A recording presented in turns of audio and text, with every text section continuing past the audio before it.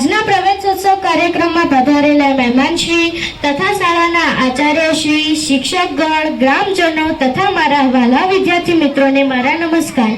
હું મિશ્રા સાધુ ધોરણ 8માં અભ્યાસ કરું છું અને આજનો મારો વિષય છે વિજ્ઞાન અને ટેકનોલોજી. તો ચાલો હું તમને પહેલા વિજ્ઞાન અને ટેકનોલોજીનો અર્થ શું થાય તેની સમજ આપું. વિજ્ઞાન એટલે વૈજ્ઞાનિકોએ શોધેલા સિદ્ધાંતો અને ટેકનોલોજી એટલે તે જ સિદ્ધાંતોનો ઉપયોગ કરીને બનાવેલા સાધનો. આ વિજ્ઞાનના યુગના કારણે આપણું વિશ્વ એકબીજાની નજીક આવી રહ્યું છે, જેના કારણે આપણી પ્રગતિ દિન પ્રતિદિન વધતી જાય છે. આપણે વિજ્ઞાન ક્ષેત્રમાં ખૂબ હરણફાળ ભરી છે.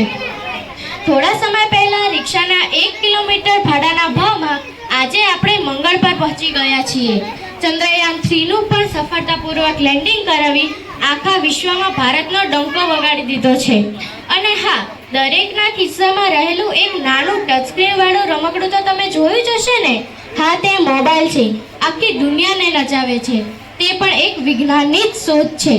આપણે વિજ્ઞાનના કારણે આપણું આયુષ્ય પણ વધારી દીધું છે.